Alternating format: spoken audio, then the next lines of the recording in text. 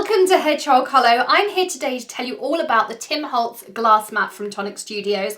You may have seen me unbox mine yesterday and I played around with it yesterday evening and I found so many different uses for it. So grab a cup of tea and a biscuit and let's take a look. So first of all, let's have a look at the mat itself and all the different things that we can do with it and some of the different things that are on there too.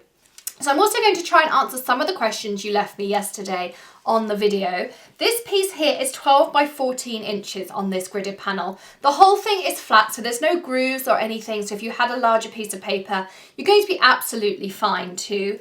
And then you have some feet on the bottom which keep it nice and stable. There's 8 feet on the bottom there.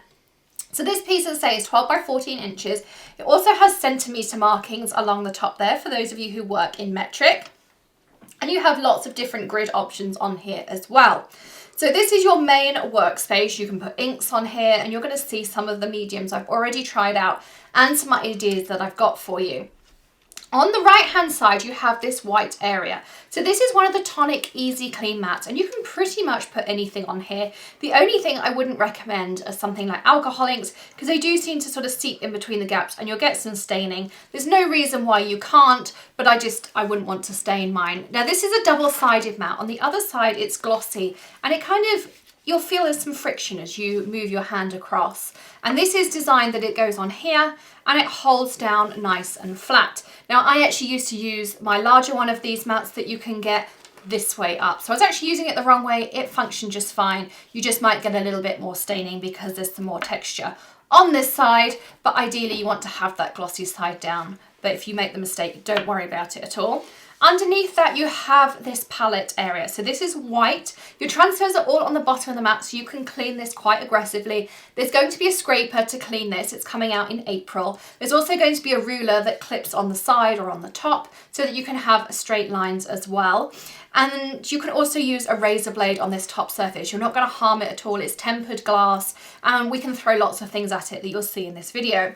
But you have these grids here that are perfect for your ink cubes. So that's what they've been designed size-wise. But we're going to put paints on there. We're going to put powders and glitters and all sorts of things that you can put on here. And you also have this open area at the bottom that you can do all sorts with. So let's grab some ink pads and start getting inky and I can show you some of the fun things we can do.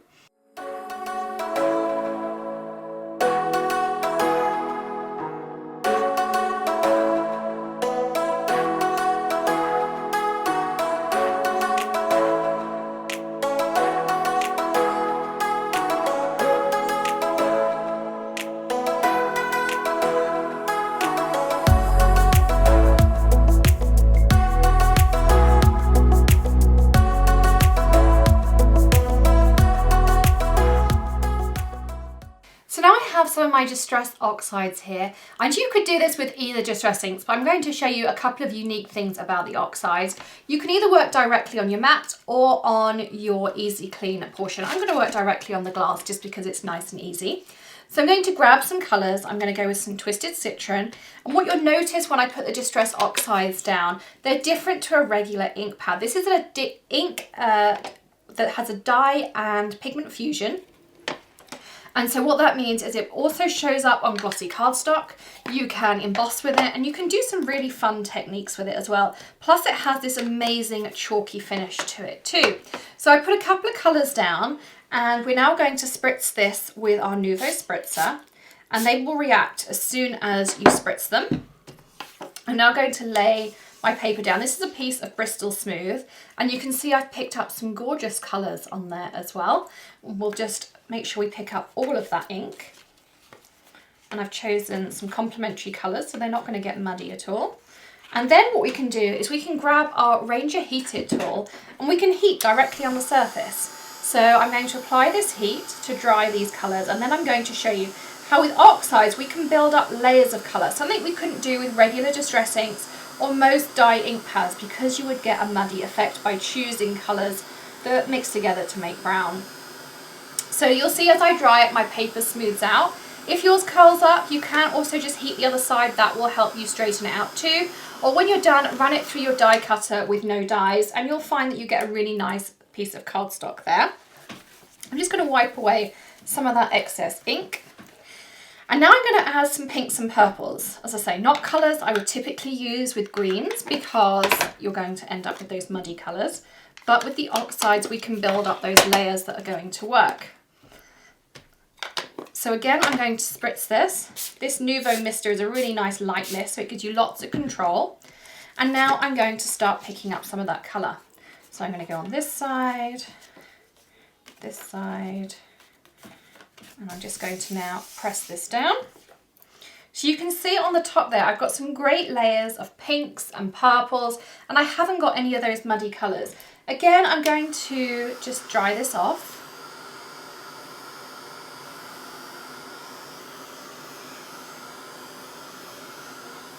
Like so.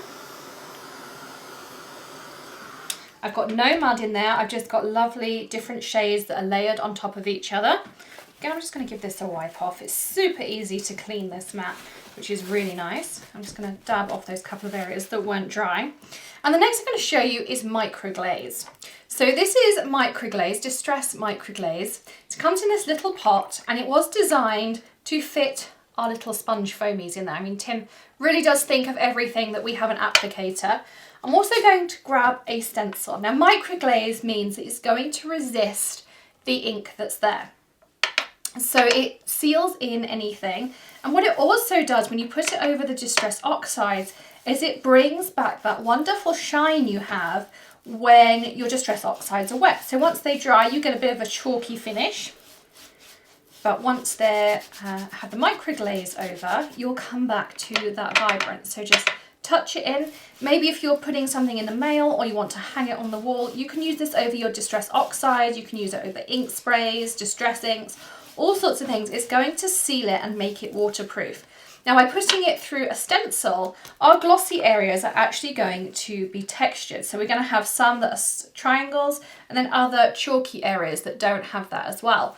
Now let me show you what I mean by this will now resist water. I'm going to grab an ink spray. I happen to have a yellow one here. This is the Vanilla Custard, one of the new colours from Dylusions. I'm going to spritz over the top. So once I do that, let me grab a piece of kitchen towel. I'm going to lay that just over the top gently.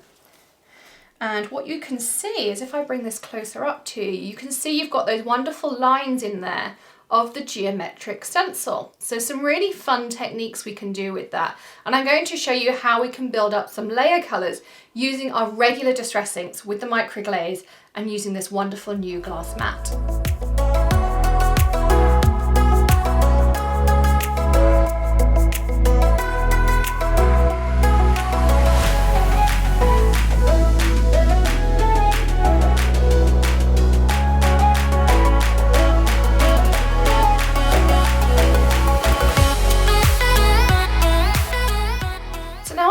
Selection of Distress inks, and I'm going to show you the difference between them, and I'm going to show you some other ideas with the microglaze too. So the first thing I'm going to do is grab some of my colours, and the first thing you'll notice when I put them down is it's darker colour. So this is a blueprint sketch, whereas when I put those oxides down, they were that pigment fusion meant they sat on the top, and Distress Oxides work really well on dark cardstocks, whereas your regular Distress inks are just going to sink in. You can also mix and match, so I could add some Distress Oxides into this, or I can just keep with one or the other, but they're completely interchangeable. Now I'm going to spritz, and I'm now going to pick up my cardstock, and I'm going to pick up those gorgeous colours. I love how these colours blend together. You can see there. I'm going to see if I can pick up a little bit more on this end, and you can keep going back. Tim will tell you that to use all the ink that's on your surface. We've got some great colours there. Again, I'm going to use that Ranger Heat Tip tool to dry it off.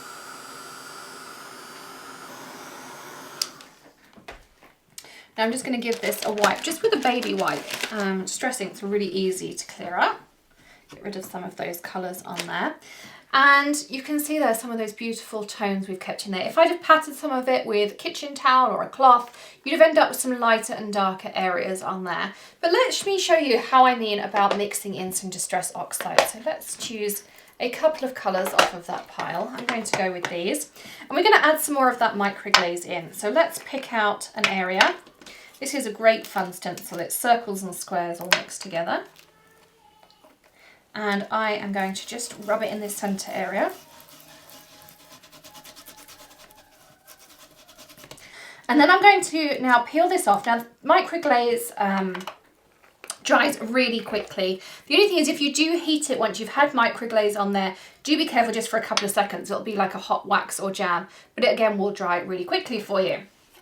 So I'm going to put some of this Distress Oxide down so you can see that difference, how vibrant that is and how that pigment sits on the surface. And again, I'm going to be adding a spray of water. I'm going to pick up different areas. So I'm going to pick up some purple over here, pick up some more. I'm using Bristol smooth paper here. So you can see there I started to pick up some really fun pieces with the Oxide. I'm actually going to add a little bit more of that purple down. And spritz it again. And again, I'm just going to rub that over the area that we stenciled. And let's grab some kitchen towel and give it a light pat. And what you can see here is how it's resisted the areas that didn't have that microglaze on there. Now, another thing that you can also do with distress inks is you can spritz them. So if I spritz in this corner, you'll see that I'm going to get some oxidization on the areas that have the Distress Oxide, and you're also going to end up some really great spots of where the regular distress ink, and they pool in different ways. I want to include some close-up shots of this, but there's some really fun things going on in this corner. Again, I'm going to dry that off. And the one thing you will notice with Distress Oxides, once they dry, far more than the regular distress inks, is that they go into this kind of chalky finish. Maybe you love that chalky finish, that might be the right thing for your project, but you do have an alternative as well. So I'm just going to dry this off, and then I'm going to show you something really fun that we can do. When Distress Oxides are wet, like they are here on my mat, they're really glossy and they have a great glow to them. I'm going to wipe those up so that I don't smear them everywhere. But I'm going to grab my Distress Glaze. I'm just giving it a couple of seconds to dry in this area where I had the glaze previously. But I'm going to load up my little blendy with some, just dab it in. And now I'm going to polish. And that really is the best way to think of it. And what that does is it gives you a really fun glossy pop. So I'm just going to do a strip so that when we take the photos you can see the difference between the two areas. But I'm going to hold this up. So this area here has the Distress Glaze on it and this area here doesn't. So this one is far more chalky and this one is far more glossy over here. So if I turn this, I think you can just see that light catching onto those glossy areas. But we'll make sure to give you some close-ups on there as well. Now there's lots of mediums we can use with this media mat, so let's take a look at some of the other fun things we can do.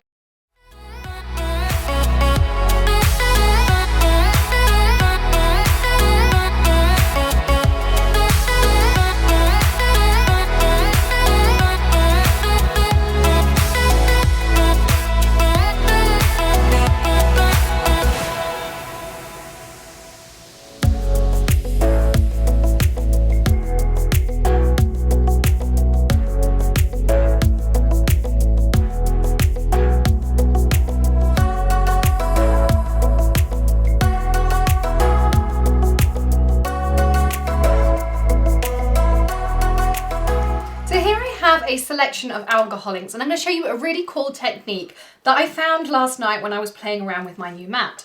I'm going to start taking some droplets of water. Now you could use this area absolutely as an alcohol ink palette, but this is the Limeade. I'm also going to be adding some Flamingo. Now these are not colours I would typically put together, but it did work out really nicely when I did this before.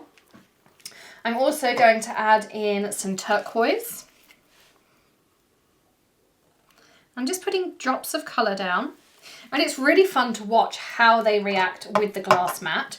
You are going to want to work reasonably quickly because it is possible for it to stay on the mat and to dry. It's super easy to clean up though. Either use a drop of hand sanitizer or an alcohol wipe that you might use to clean a wound, or you can just use some of the alcohol blending solution. Now I also have this dropper bottle full of alcohol blending solution, and I'm going to start putting some drops down on here, which will start that reaction happening. And each time you do this, you're going to get a different print every single time. But this is almost like an alcohol ink distressing kind of fusion background. And I'm just going to press this down on here. You'll see that ink starts seeping out the sides, and you'll see some really fun rainbows starting to occur. Then I'm going to pick this up, and you can see there how you get those wonderful things. I'll also make sure I edit in some pictures of another piece I made using the same technique that looks completely different to this. Really a very different idea. So I'm actually going to leave that. I love all of these stripes in here and this marbling. One thing I do want to do is just on this area here, is I add in just a drop or two of alcohol blending solution. Having in a dropper makes, I find, a little bit more manageable, just to be able to get those smaller drops. But you can see there how it's starting to mix in and make some fun techniques. Now, whenever you work with alcohol inks, this is on Yupo paper. You can also use glossy cardstock. Some people use photo paper. I've never had a success with that, but I know some people do. But the Yupo paper is very unique. It's a plastic or acrylic paper. But the fun thing when you use alcohol inks is places like here that are much darker, these take a little bit longer to dry than most. So I'm just going to make sure the majority of this has dried off. It does look like it. I'm going to give it a little helping hand with my heat tool, a little bit more gingerly probably than I normally would, just because of that alcohol on there. But I love this pastel panel on the side there. Looking forward to popping this on a card. Now, those areas that don't usually dry so quickly can often be a little bit troublesome, and you can smear a project. But my friend Jessica Frost Ballas, if you follow her channel, super talented lady, she came up with this really cool idea of being able to get rid of those, but also have a really fun technique. So she took a piece of foil. This is the Rebecca Meyer foil, and I'm going to lay this down on this half. She then put a piece of printer paper over the top, and then she took her brayer.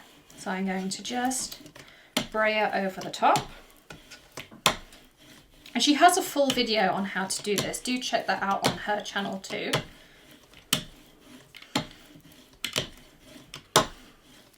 And then once you've done that, lift off your printer paper, lift off your foil,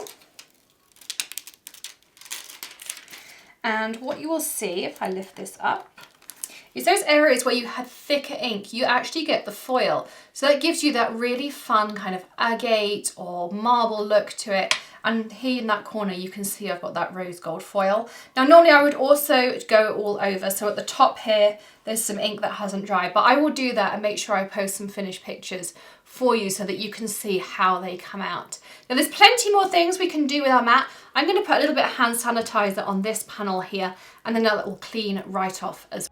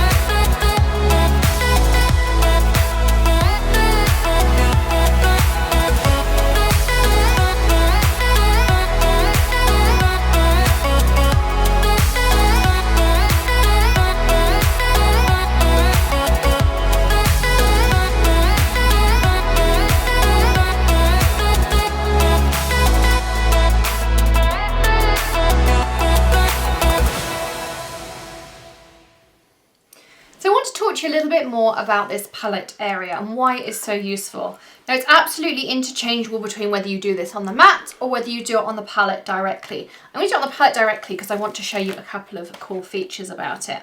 So, as I mentioned before, they're the perfect size for distress cubes. So when I put my cube down, you can see there that it starts adding the colours in there. This makes a perfect palette so I can go across with my cubes. I can also put my larger ink pads down. They take up 4 cubes. Let me just grab one and I can show you. This is the tumbled glass, and you can put that on there as well.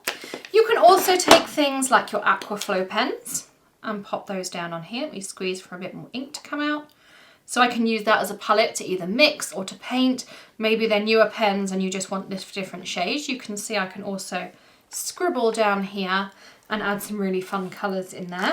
Maybe you'd like to mix in some of your glitter, and you could add a little droplet of your glitter pen into here and make yourself a shimmery red paint. Something else that you can do is add your calligraphy colours or liquid watercolours. So again, you can just open these up and create yourself a palette. You could use a dry erase marker to mark on there what different colours are if you're using multiple shades. You can also use your re-inkers on here like this and just add a droplet on there. And then it's really easy to add some water to it. I have another one of those dropper bottles full of water here. And so I can just water these down.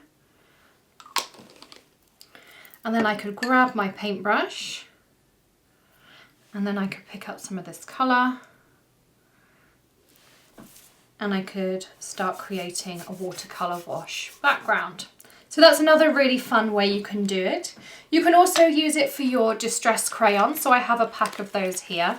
And again, you can create palettes for yourself. So you can scribble some crayon down in multiple colours. And this is a great way if you want to apply it through a stencil maybe. So you pop these down like this. I could grab a clean piece of paper and one of the stencils we used earlier. And then if I use my finger, I can start picking these colours up. I could also dab my finger in some water and water these down and start picking them up this way. I could make custom colours, all sorts of fun things that we could then put through our stencils. So that palette area is really handy. It's great that it's white and you, as I said before, your transfer's on the reverse side, because I can see all of these colours so much clearer than I could on the black work surface. But then when I have my white cardstock on the black, again, it's great because it has that contrast and I can line it up with different areas as well. Now I also want to show you some other mediums that you can use on this mat and what happens when we throw heat at it.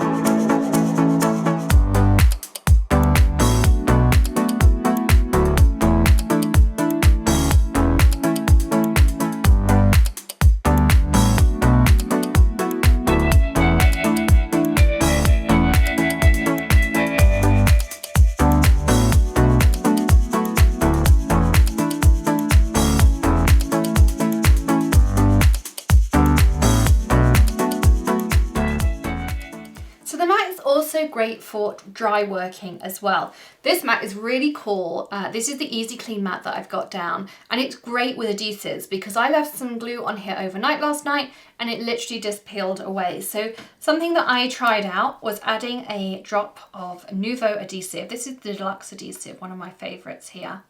And I always find that adding glitter or adding sequins can be a little bit tricky, but not with this mat. So you can take your glitter. This is the Distress glitter, and the Nuvo spoon is absolutely perfect for this, but I can pick some up, I could pop it down, I could mix that straight into my glue, so I could make my own glitter glues.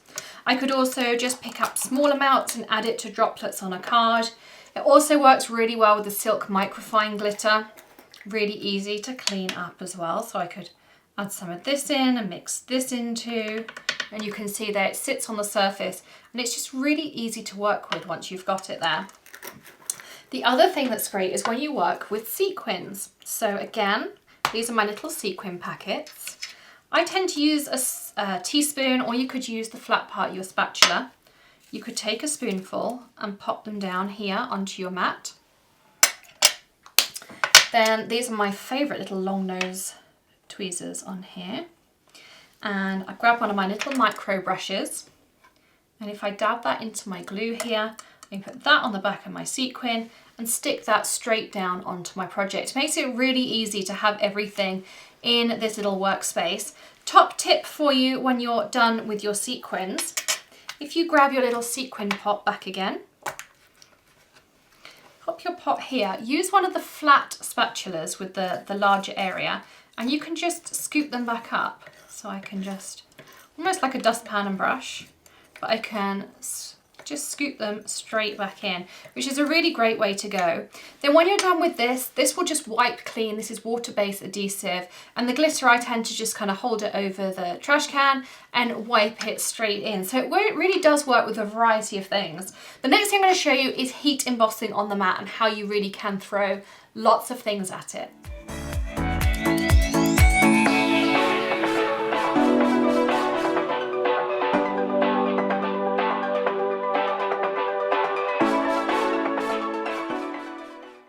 So let's do some heat embossing. So I'm going to powder up my piece of cardstock.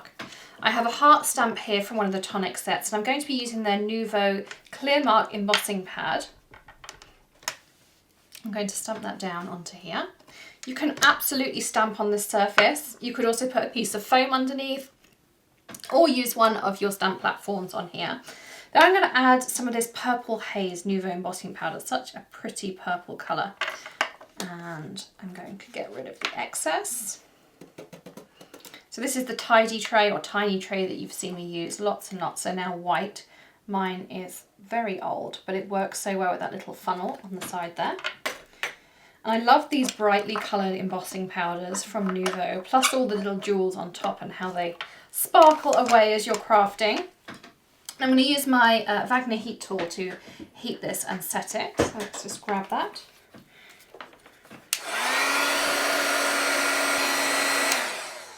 So that's set the embossing powder. I'm just going to leave it to cool down for a second. I should really mention why I have two different heat tools as well. So this is the Wagner heat tool that I just used, and it's perfect for heat embossing. It's got a high airflow rate. So if you use this on your watercolor, it will dry, but it is going to blow around your watercolors or your distress inks that are on your page. The heat it tool is exactly the same temperature, but with a lower airflow. So it doesn't blow as hard. It's going to dry your wet things like your watercolors or your distress ink backgrounds, but it's not going to blow them around in any way. So we've done our heat embossing. I'm actually just going to put my tool directly onto my mat just for a second. So that was much closer and also for much longer than I would need to heat emboss. I can put my hand straight down. You can see there, it's not burning or anything like that. You can apply a lot of heat to this. You can use all your mini irons and things on here, and you're not going to do any damage at all. And our embossing came out really nicely. Now I also want to show you just a couple more ideas. I've got some ink sprays and some Nuvo drops, just a few more things that I think your mat would be really handy for.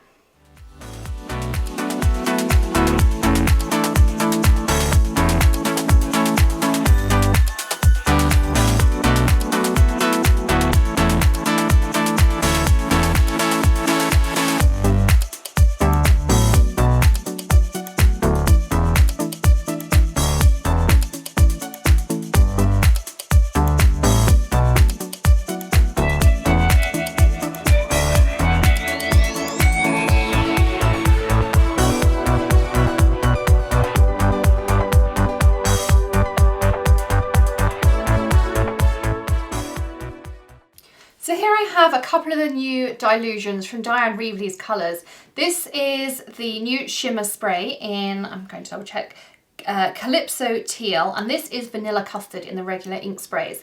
Now of course you can just apply them directly to your paper, but you can also apply them to your surface the same way we did with distress inks and get some fun techniques. Now these new shimmer sprays have some great mica in them. They should be stored on the side, so when I have them in my tray I normally have them on the side there, but also when you shake so that you don't get any clogs or anything in there. She also recommends that you go in circles, so don't shake backwards and forwards. You want to shake in a circle. You'll also start to hear that ball going as I start turning it round. And you'll probably want to do this, I don't know, 20, 25 seconds. You'll see when the mica starts to disperse in the bottom there. These ink sprays you don't need to do anything with, but this, because it has that mica in it, by going in circles rather than up and down, you don't clog up your little straw that's in there. So I'm going to actually spray this directly onto my surface. It's a little bit stiff, so I'm just going to, there we go. Once you get going, you're fine. Just that first one takes a little bit more. And I'm going to add some of this vanilla custard in as well. So we'll get some greens and all sorts of fun things. So you can't really see those colours too much on there. They shine a little bit through. You could, of course, do it on the white area if you really wanted to be able to see them. But I'm going to go with the surprise, and I'm just going to move this around.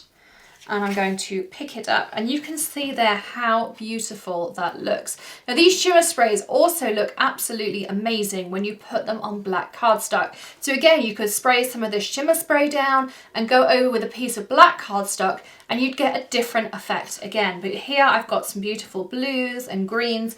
I'm going to fill in those 2 empty spaces as much as I can and just pick different bits of colour up. There's also some yellow over here that I'm going to just try and fill them out so I don't have any white spaces, because I'd really like to make something out of these cards. These will also react with water, so you can spray over the top, but you can see all those gorgeous colours that are in there. Again, dry that off with your Ranger Heat It tool or leave it to dry naturally. If you want to use, if it buckles too much, remember to dry the reverse side. It will start straightening out. You can see now how that's going as it dries. And then also if you have too much of that, you can still put it through your die cutting machine. Just pop it between your Big Shot plates, your Gemini or Tangerine plates, and it will just straighten it out even more for you. So you can see how now it's curling up. If I turn this over, it will start curling back down again. So I've got a bit more of a flat piece of cardstock. Plus look at all of that beautiful mica powder that is in there. You can see around here and how much that is shimmering as well.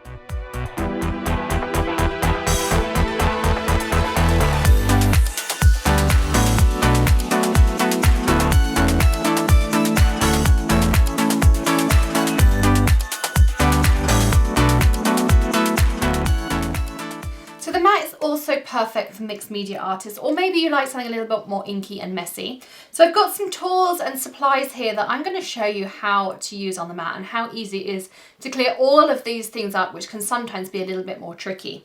So first of all, let's take some acrylic paints. This is the Art Alchemy paint that I have here.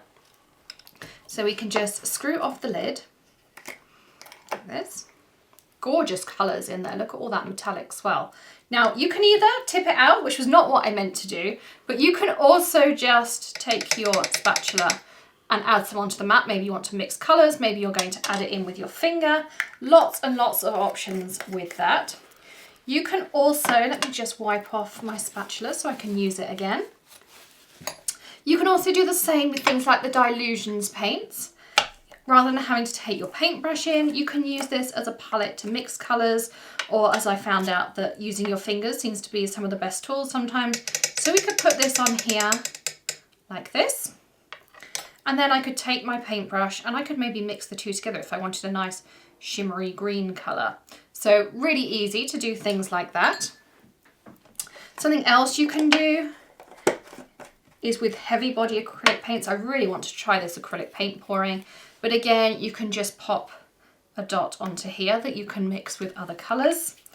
And you could do the same with things like your modelling paste. So even things that are thick textured will be really easy to clean off of here. So again, I can just put some down.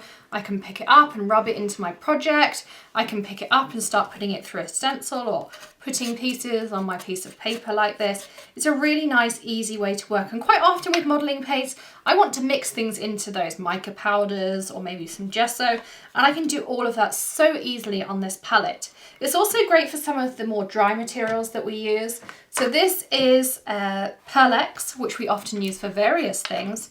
And again, I can do the same thing. I can just peel off my lid, grab my lovely little Tonic spoon. It's perfect for things like this.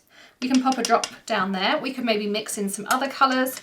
And then again, I could pick up my paintbrush like this, add in that water, and then I could start to use it on my piece like this. So you can see there how easy that is. It's also really easy to clean these things off. We just clear away the Pearl-Ex because a little bit of water with that really goes a long way. And I'm going to, again, the first thing I always do is just spritz with water. I find that just makes life so much easier. Then you can take a piece of just regular kitchen towel and start wiping. So let's wipe backwards and forwards, fold it up, same again. And then I always just grab a baby wipe. You could again use just a piece of wet kitchen towel and give that a wipe. So all of those things that quite often dry on or are a little bit difficult to clear up, you can see how easy they are to get off. I also left some of these mediums on here overnight last night. They did set on here, so I just, again, spritz of water, grab this. I also had a little scraper, which is from my vinyl, and it came straight off. So it really does clean up really nicely.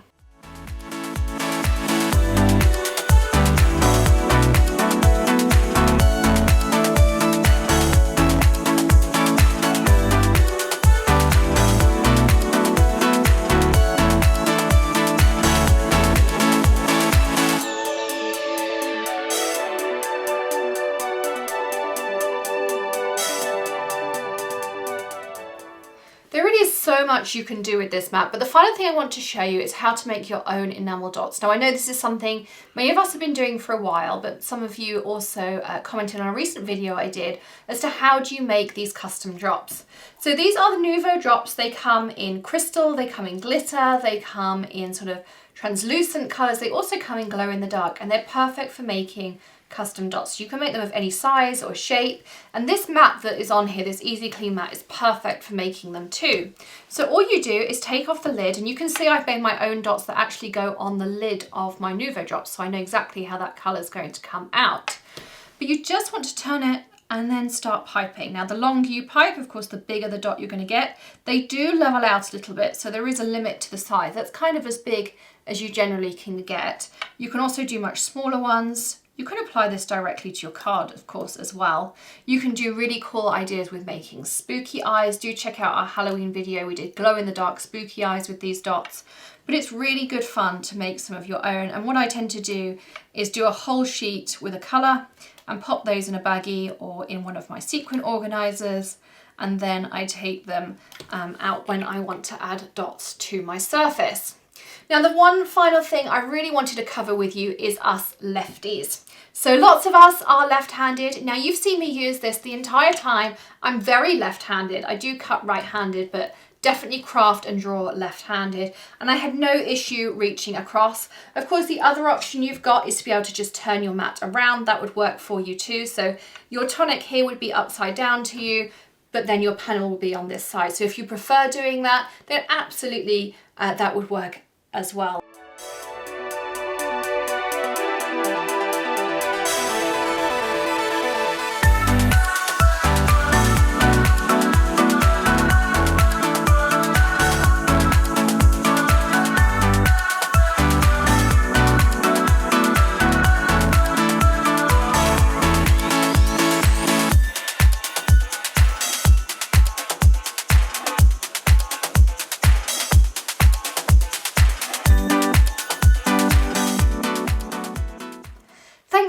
For enjoying a cup of tea here today at Hedgehog Hollow. I've had so much fun showing you some great techniques with this new mat. We've learned how to foil on alcohol inks and do direct to paper techniques, something we've never done before. We've worked with shimmer sprays and mixing those together. We've learned all about microglaze and different techniques there, plus how you can use different sprays on black as well. You can be sure we'll be showing you lots more techniques, and I will be using this mat very regularly with my creations, and I'll be bringing you tips and tricks, and of course as soon as those accessories are launched, I'll be showing you those as well. Do hit the subscribe button or stamp it if you prefer. We'd love to have you back here at Hedgehog Hollow. Don't forget to give us a thumbs up. We'd really appreciate it if you enjoyed this video, or maybe you learned something too. Don't forget to stop by very soon for some more videos, and check out those links in the description below. I've added a coupon code and everything I've used here today, including the mat and all the supplies, so you can check all of those out too. I'll see you again very, very soon. Happy stamping. Bye.